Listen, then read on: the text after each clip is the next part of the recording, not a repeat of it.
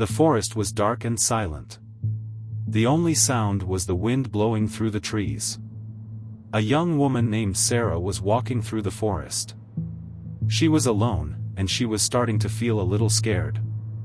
She had been walking for hours, and she was starting to lose her way. She didn't know where she was, and she didn't know how to get back to the trail. Sarah started to panic. She could hear strange noises all around her. She was sure that there were animals watching her, waiting to attack. She tried to stay calm, but she was starting to lose hope.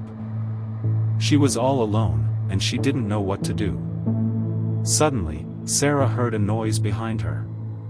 She turned around, but she couldn't see anything. The forest was too dark.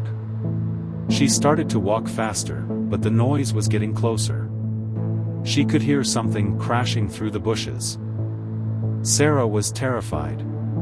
She didn't know what to do. She wanted to run, but she was afraid that she would trip and fall. The noise was right behind her now. Sarah could hear it breathing. She knew that whatever it was big.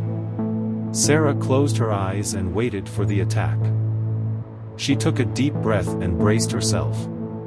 But the attack never came. Sarah opened her eyes and looked around. The forest was still dark and silent. Sarah didn't know what had just happened. She was still scared, but she was also relieved. She decided to keep walking. She didn't know where she was going, but she knew that she couldn't stay there. Sarah walked for a few more hours, and eventually she found her way back to the trail.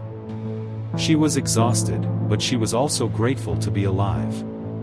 She never found out what had been following her in the forest.